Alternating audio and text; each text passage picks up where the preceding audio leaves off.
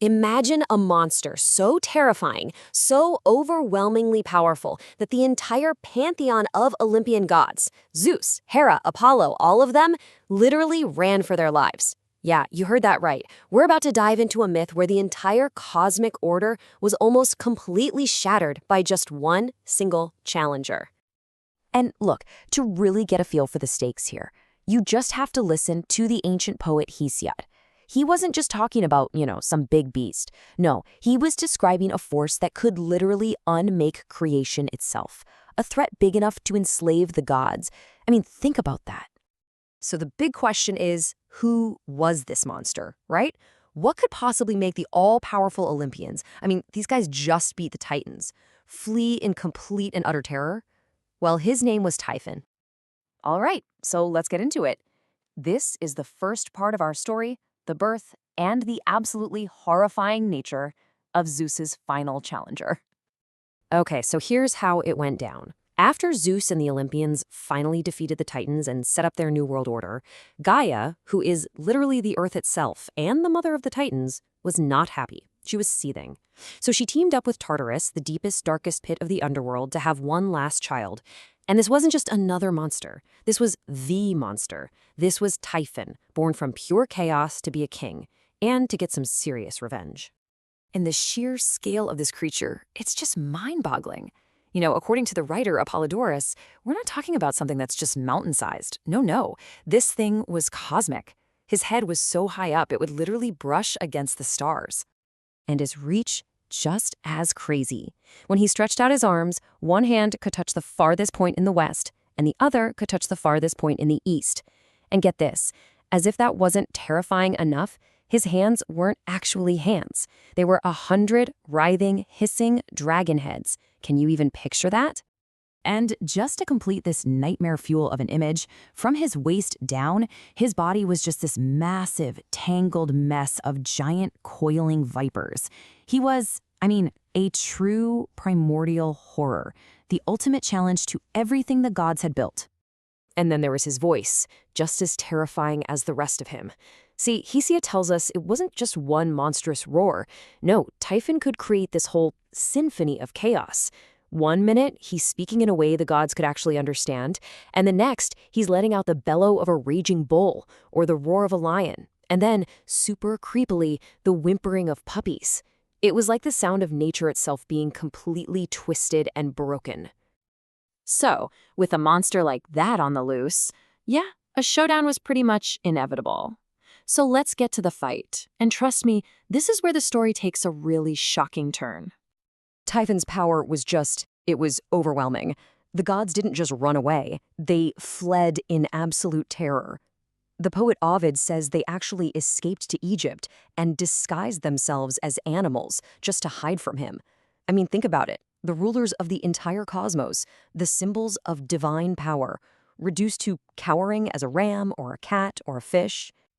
But one god stood his ground, Zeus. As the king, he knew he had to face this thing. So he launches this massive first attack from a distance, just hurling his thunderbolts, shaking the very foundations of the world with this incredible celestial bombardment. But it wasn't enough. The long-range attack just didn't finish the job. So Zeus moves in closer, ready for the final blow, and that's when the tables turn big time. Typhon grabs the God King in his viper coils, steals his weapon, and then does the absolute unthinkable. He severs the sinews from Zeus's hands and feet, leaving the Lord of Olympus completely powerless and defeated. So now, the king of the gods is defeated. He's imprisoned. The whole cosmos is teetering on the edge of total collapse. All hope is pretty much lost. But a secret rescue mission becomes the one last chance to stop everything from falling into darkness. Enter our heroes, Hermes, the super cunning messenger god, and the goat god, Ajapan. They take on this incredibly high-stakes stealth mission. Their job? Sneak past the monstrous dragon maiden guarding Zeus, Delphine, steal back those severed sinews, his power basically, and get them back into Zeus's body. Talk about pressure. This one single act of bravery completely turned the tide of the war. And now we get to round 2. A fully restored and you better believe very vengeful Zeus is back in the fight. And this time he's the one doing the hunting, chasing his nemesis all across the known world. This chase was absolutely epic, spanning the entire globe. First at Mount Etna, the fates themselves get involved. They trick Typhon into eating these special fruits that weaken him. Then the fight moves to Thrace, and it just escalates like crazy. Typhon starts literally ripping mountains out of the ground and throwing them at Zeus. But Zeus, with his thunderbolts, just smacks them right back at him, seriously wounding the monster on a place called Mount Haemus. And this is so cool. This battle literally scarred the landscape. That mountain, Haemus, it got its name because it was stained with Typhon's blood. Hema is the ancient Greek word for blood. It's just such a powerful example of how the ancient Greeks saw their myths written right into the world around them. A permanent reminder of just how high the stakes were. Okay, this brings us to the grand finale, and it's an ending that connects this incredible ancient story to a very real, very fiery feature of our world that you can still see today. So, for the final blow, Zeus decides a thunderbolt just isn't going to cut it. As Typhon tries to escape across the sea to Sicily, Zeus does something incredible.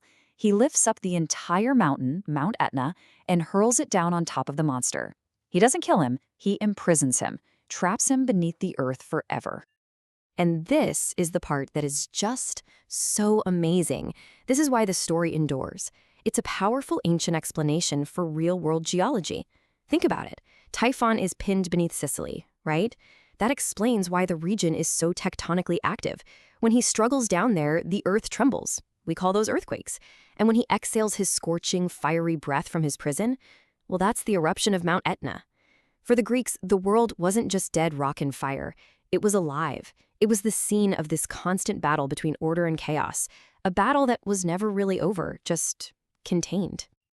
And you can tell this connection was really felt back then.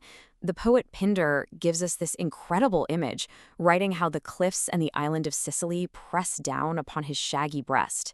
I mean, you can almost feel that immense, crushing weight holding this primordial force of nature down. So, there you have it. A battle for the very soul of the cosmos becomes the origin story for a volcano. It really shows you that for the ancients, these myths weren't just simple stories. They were a way to make sense of the violent, unpredictable, powerful world around them. And it kind of makes you wonder, right? If this epic cosmic struggle is hiding inside Mount Etna, what other incredible stories are hiding in the world all around us?